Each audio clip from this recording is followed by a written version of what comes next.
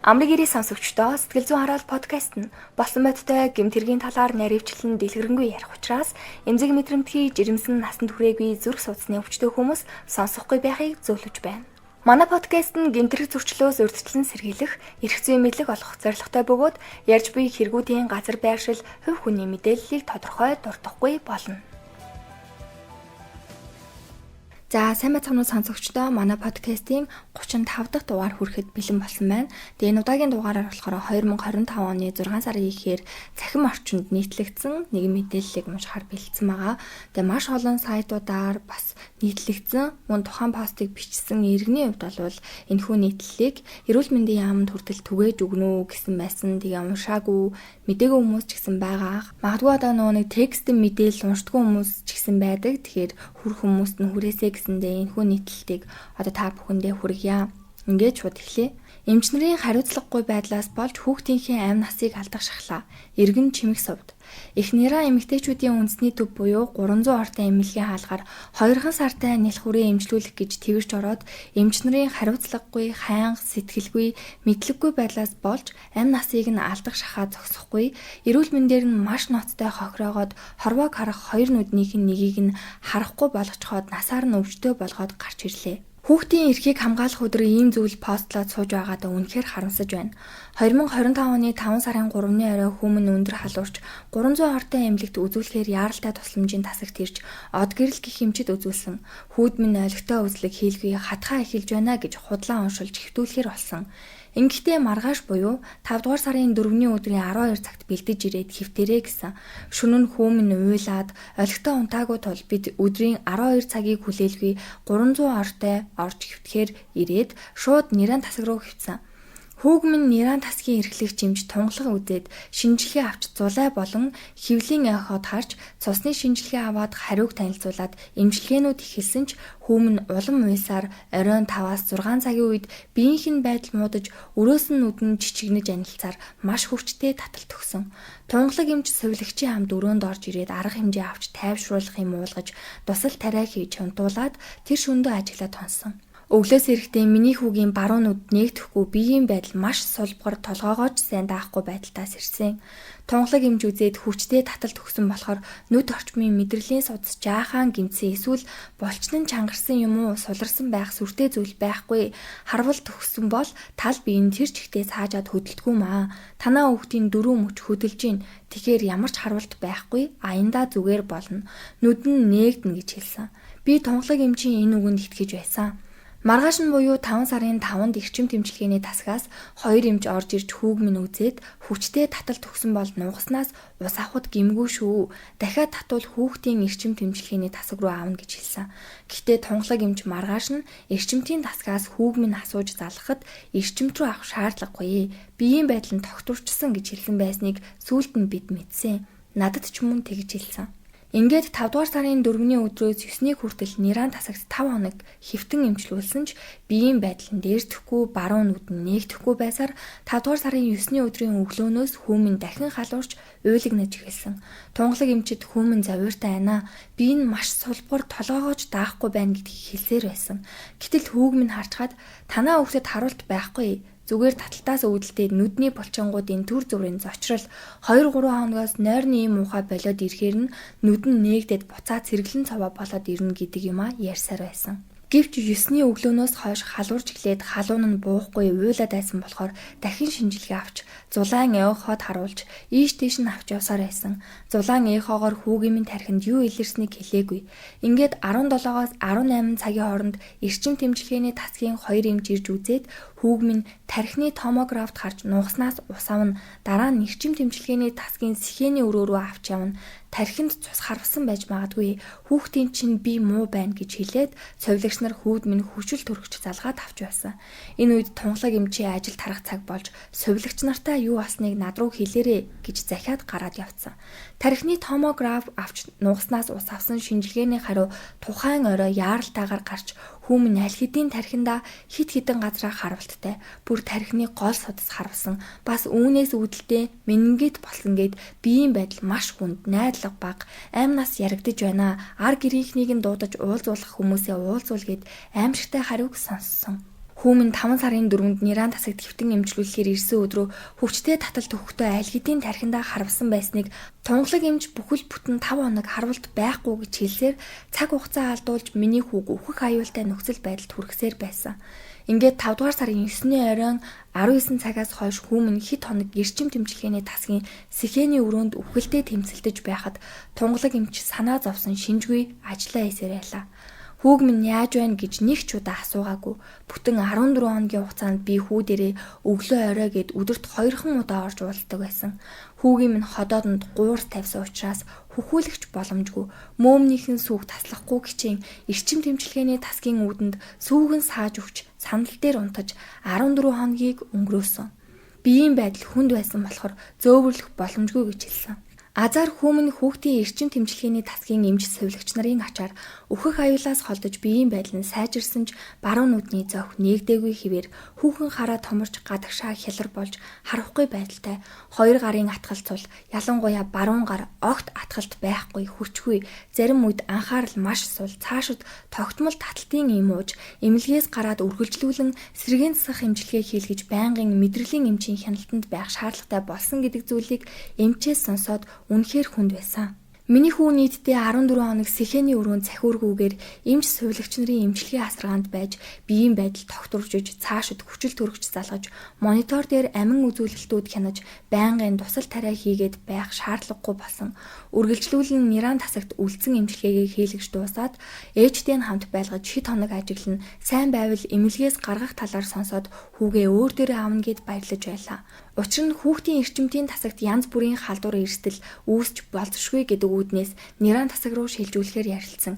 Эмчээсээ уух эмийн бичиг болон эмнэлгээс гараад яах талаар зөвлөгөө аваад Ниран тасаг руу 5 сарын 23-ны өдрийн 12 цагийн үед шилжсэн. Шилжүүлэх үед хүүг минь өөхөх аюулд хүргэсэн эмч тунгалаг өөрөө хариуцсан эмчилгээг үргэлжлүүлэхээр болж эмчлэгч эмчээс биднийг хүлээн аваад эмчилгээний хуудас болон эмийн бичигтэй танилцсан. Би тунгалаг эмчэд дахин нэг удаа итгэж өвчтэй байгаа хүүгээ бодоод хил ам хийлгүй эхлээд эмчилгээгээ дуусгая гэж бодоод юу ч яриаггүй. Гэтэл тунгалаг эмч дахин маш том алдаа гаргаж хүүд минь Курантил гэдэг имийг 2-ны 1-ээр өдөрт 3 удаа уулгах ёстой байсныг нь Каптоприл буюу артерийн даралт хэсгэд уудаг имийг 2-ны 1-ээр 3 удаа уухаар андуурч бичиж өгсөн байсан.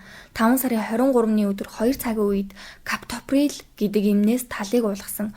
Хүүмэн эрчимтийн тасагт эмчлүүлж байхдаа ганцаараа уйлахгүй тайван хөвдөд бүр сурчсан. Им ууснаас хойш маш тайван байсан хүүмэн зочиж уйлаад хүйтэн хөлс ихээр гарч ерөөсөө доктортой унталгүй тэрүүсээр орой боллоо. Хүүхэд докторгүй унтахгүй уйлаад байгааг тухайн өдрийн орой ээлжинд гарч байсан эмч бэлгүүн дайрт хилээд үзүүлэх гэсэн боловч нэг лаа өгөөд энийг хий эмнэлэгт удаан хөвтөд гадаа гарахгүй байгаа юм чинь угаасаа л уйлан штэ гэж хэлээд хүүг минь үзээгүй. Орой 10 цагийн үед Каптоприл эмнээс дахиж талыг уулгахаас өмнө би эмчлэгч эмчийн бичиж өгсөн эмийн бичгийг тунгалаг эмчийн эмийн бичигтэй харьцуулж харахад Каптоприл гэдэг юм байхгүй байсан болохоор яг өөрийнх нь уух ёстой Курантил гэдэг эмнийх нь өөр нэршил юм болов уу гэж бодоод бэлгүүн дээр эмчээс тодруулахаар дахиж өрөөнд нь орсон. Энэ хоёр нэг юм уу? Эсвэл хоёр өөр юм уу? Манай эмчийн бичиж өгсөн эмийн бичигдэр Каптоприл гэдэг юм байхгүй байна гэж асуухад бэлгүүн дээр эмч бичиг рүү хайлт харснаа. Тийм ээ, наад Каптоприл гэдэг хоёр эм чинь нэг юм мөн гэж надад хэлсэн. Бэлгүүн дээр эмчийн хэлсэнд би мөн л итгэж Каптоприл гэдэг эмнээс дахин талыг өгөөд унтуулсан. Дараа өдрийн өглөөч бас талыг уулгасан. Шүн хүүмэн нэгч сэргэлгүй унтсан болохоор санаа зовж өглөө 7 болж байхад хүчээр сэрээж хөхүүлэх гэсэн боловч хөхөөж хөхгүй байсан.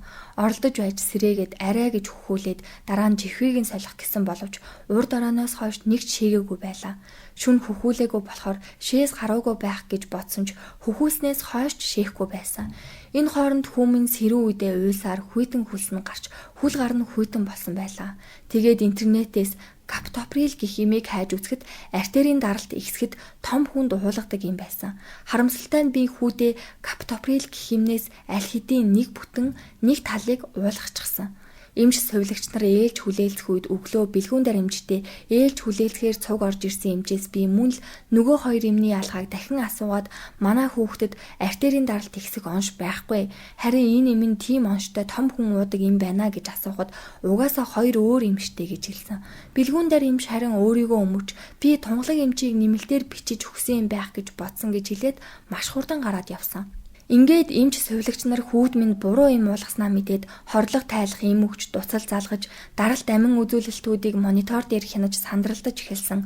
Тунгалаг эмч ирээд буруу юм андуурч өгснө өөрөө хүлээн зөвшөөрөөд уучлалт гуйж буруугаа хүлээж байсан ч энэ нь эмч хүний хувьд тэр тусмаа ниран тасаг хариуцсан эрхлэгч хүний хувьд байж боломгүй том алдаа. Хэрвээ би 24-ний өглөө ээлж хүлээж авахаар орж ирсэн эмчээс хоёр эмний ялгааг дахиж асуугаагүй бол каптоприл гэх юмнээс бүтэн 4 ширхгийг дуустал нь уулах байсан. Тэр үед дахиад хүмүн ямар аюулд орох байсныг ботхоос аимшигтай. Би тунгалаг эмчид дахин итгэхгүй айцтай байсан тул 5 сарын 24-нд эрчим тэмчилгээний тасаг руу буцаж хэлжээд тэндээ эмчилгээгээ дуусгаад 5 дугаар сарын 28-нд эмнэлгээс гарсан. Эмнэлгээс гараад яг 1 хоноод 29-ний өдөр хүмүн аимшигтай таталт өгч амьсгалж чадахгүй хөвшсөн байдалтай. Энэ нь хүүгээ өөр дээрээ авснаас хойш анх удаа таталт өгсөн тохиолдол. Бид яаралтай түргэн тусламж дуудаж их хүүхдийн эрүүл мэндийн төвд буюу их нялхаст ирж үзүүлээд шууд хэвтсэн. Хүүмэн энэ олон хоногийн хугацаанд 300 ортой эмнэлэгт байхдаа тусал тариа өдөржин залгуулж тэрнээсээ болж маш их хавгнаж томографт харуулж 2 удаа нууснаас авс ахуулсан. 5 сарын 29-нд их нялхаст ирээд энэ бүх зүйлүүд дахин л тавтагдаж дахин нууснаас ус ахуулж томографт харуулж эмчилгээ хийгцээр байна. Мэдрэлийн эмч хүүг минь үзээд биеийн баруун тал саажаад эхэлсэн байна. Томографийн хариугаар тархинд усжилт үүссэн байна гэсэн. Үнэхээр аимшигтай. Одоогийн байдлаар би хүүгийн хамт их нялхаст хэвтэн эмчилүүлж, шинжилгээнүүд өгч эмчилгээ хийлгэж байгаач дахиад хүүд минь ямар хүндрэл учирч болохыг ботхоор л аимшигтай санагдаж байна. Хүмүн унтаж амарч чадахгүй тайвшруулах хэм тариа хийж ээж унтуулсан байдалтай бараг бүтэн сар боллоо. Тунгалаг эмч миний хүүг олон удаа хохирож өнөөдрийн ийм байдалд хүргэсэн. Хүмүн тархиндаа маш олон газараа харвалт өгч удснаас менингит болтлоо хүндэрч хөдөлгөлгүй байх ёстой байсныг нааш цааш нь явуулж эхо шинжилгээ гэж хөдөлгсөөр цаг хугацаа алдаж биеийн байдлыг улам хүндрэхэд нөлөөлсөн. Хүлээн авахын эмч буруу оншилж алдаа гаргасан ч тунгалаг эмчит хүүг минь аврах боломж зөндөө байсан. Хүүг минь хүнд байгааг мэдсээр байж цаг алдалгүй эрчимтийн тасаг руу яаралтай шилжүүлсэн бол бид өнөөдөр хүүгээ эрүүл саарвал тэврээд сууж байх байсан. Шат чатандаа ийм хайн хариуцлагагүй эмчнэр ажиллуулж байгаа 300 ортой эмнэлгийн дотоод хяналт ч мөн маш муу байгаач эдгээр эмчнэрийн аимшигтай хариуцлагагүй үйлдэлээс харагдчихээн. Энэ том улсын эмнэлэгч чадваргүй, мэдлэггүй, сэтгэлгүй эмчнэр ажиллуулж хүүг минь хохироосон. Эмнэлэгч мөн хариуцлагагаа хүлээх ёстой. Анх үзүүлэхээр очиход үүднээсээ ахуулаад хүүд минь хариуцлагагүй хайн хандсан бүх эмчнэрт би гомдолтой байгаа. Би хүүгээ эмчлүүлэх гэж эмнэлэгт очсон болохоос ирэмдэг зэрэмдэг болгох гэж эмнэлэгт очоогүй. Өнөөдөр миний хүү бяцхан бидээ баймгүй ихээр зовж шаналж байна. Хүүгээ хараад өрөвдөж уйлахаас өөр зүйл хийж чадахгүй байгаадаа гутарч байна. Эрүүл мэндийн яамд хүртэл түгээж өгнө гэсэн пост бичсэн байна. Тэгээд энэ иргэний ээжийн хувьд болол бүр аимшигтай бүр үнэхээр бүр үгээр хэлхийн аргагүй. Би бүр сая ингээд уншиж байхдаа бүр сэтгэл амар имтэрлээ. Тэр эмч нар нь бүр үнэхээр ингээд анханасаа л буруу оншлоод тэгээд эмчээсээ бүр ингээд асуугаад байхад ерөөсөө зүгээрээ угаасаа ингэдэж штэ тэгдэж штэ гэсэн байдлаар тий. Тэгээд тэр сүулт ээлж солигдсон эмчээс нь хүртэл хөрх юмт ингээд асуусан байгаа хгүй тэр эмнийхэн талаар. Тэнгүүд ингээд бараг л наачаа угаасаа уух хэвээр мэстэй гэдэг. Сэтгэл байсан бол яах вэ? Тэр чинь юу эмчнэрийн хувьд бол нэг эмийн бичиг харахад 1 минут ч хүрэхгүй хараал уншаал яг мэрэгжлийн эмчнэр бол тэгэл гаргаагаал энэ хүүхдэд чи юу ийм даралтын артерийн даралтын юм бичээд өгсөн бэ? Наадах чи ийм алиби оншийг хараад игээд жоохон сэтгэл нэр үнэхээр туцсан болоо гэж бодож байна. Тэг яг ингээд эмнэлгийн байгууллагын эмч мэрэгчлэтнүүдийн зарим нэг ингээд үнэхээр хайхрамжгүй алдаанаас болоод тэг балчир нэраа их зүн одоо иргэд ч гэсэн ингээд маш их хохирж байгаа байхгүй юу. Тэгээ миний өмнө ярьжсэн хэрэг гинт санаанд орлоо л доо. Эхний хэлхас дээр билүү, аль эмнэлэг дээр эхний хэлхас дээр байсан шиг санагдаж байна. Нэг одоо жирэмсэн эмэгтэй очоод нөгөө нэг хяналтандаа орох гэсэн чинь би нөгөө нэг нэрийг андуураад өгсөн гэд нэг совлогч бүр зулбуулах юм өгсөн байсан. Тэгээ тэрнээсээ олоод зулбцсан. Тэгээ хамгийн гол нь тэр совлогч нь юу гэлээ хідэн төгрөгөөр торгуулаад ялмал аваагүй үлдчихлгүй ялаа яг тиймэрхүү болсон ахгүй. Тэгэхээр ингээд эмч мэрэгчлэтнүүдийн алтаанаас болоод бүр аимшигтай зүйлүүд зөндөө болж байна. Одоо зүгээр ингээд хэдхэн минутын хугацаа гаргаад тэр эмийн бичгийг хараад оншоо зөв тавиад өгсөн бол өнөөдрийн энэ хүүхэдтэй эрүүл саруул элэг бүтэн ингээд зүгээр байж байгаа байсан. Тэгтэл одоо нэр үнэхээр тэр ээжийн энд бичсэн байгаа бол бүр амар байгаа хгүй. Би хүүгээ имжлүүлэх гэж имлэгт очсон болохоос биш эрэмдэг болох гэж би имлэгт очоогүй гэдэг үг бол нэрээ үнэхээр аргаа бараад ингээд яагаад өөрийнхөө мэдээллийг ер нь бол хүмүүс чинь ингээд хувийн мэдээлэлээ хамаагүй бас ингээд сошиалд оруулахгүй шүү дээ. Тэгэхэд бүгдийг ингээд нэгнгүү бичсэн байна. Тэгээд эрүүл мэндийн яамд ч гэсэн хүрээ тооцох ёстой хүмүүст нь хариуцлага тооцоосоо гэж бодож гин үнэхээр аимшигтай санагдаж байна. Тэгээ одоо хичнээн тооцсон байсан гэсэн энэ хүүхдийн одоо нөгөө нэг өөрийнх нь ингээ хохирсон тий тэр бяцхан хүүхдийн хохирсон бүх одоо эрүүл мэндийг нь буцааж авч чадахгүй штэ тий нэг нүдээ одоо бүр алдсан гэдэг чинь үнэхээр аимшигтай. За тэгээд өнөөдрийн подкаст ингээд дуусчихин. Та бүхэн бас юу гэж бодож байна? Би бол одоо энэ яг хүүхдийн ээж буюу иргэн чимэг совдыг яг хүрэх газраа хүрээд чатандаа угаасаа ингэж хайн хариуцлагагүй хандсан. За тэгээ угаасаа дотроо мэдээж камертай бүх юмнууд нь байгаа, бичиж өгсөн юм там бүх юмнууд нь байгаа. Тэр тунгалаг эмчин гэсэн өөрөө алдаа гаргасан гэдгийг хүлээн зөвшөөрсөн учраас шууд гомдол гаргаад угаасаа шүүхт өгөөсэй гэж бодож байна. Үнэхээр эмчнэрийн хариуцлагагүй байдлаас болоод тэр хүүхд бүхэл бүтэн эрүүл мэндээрээ хохироод нэг нүд нь бүр хараагүй болцсон байхад зүгээр нэг уучлаарай гэж хэлээд өнгөрөх зүйл бол биш байхаа гэж бодож байна.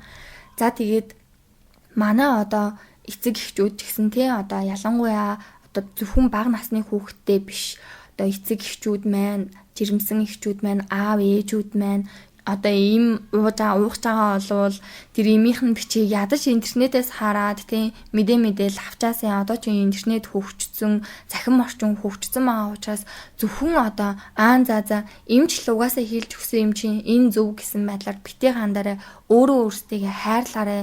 Имэл ууж ивэл эдгэн гэдэг бас буруу ойлголт. Буруу эмээ ууж хам болвол амь нас, эрүүл мэнд бүх зүйлээр ингээ хохирдё шүү. За тэгээд өнөөдрийн подкастыг сонссон та бүхэндээ баярлалаа. Тэгээ энийг ер нь бол та бүхэн цаашаагаа шеэрлээд хүрх хүмүүст нь хүрээсэй гэж би бодож байна.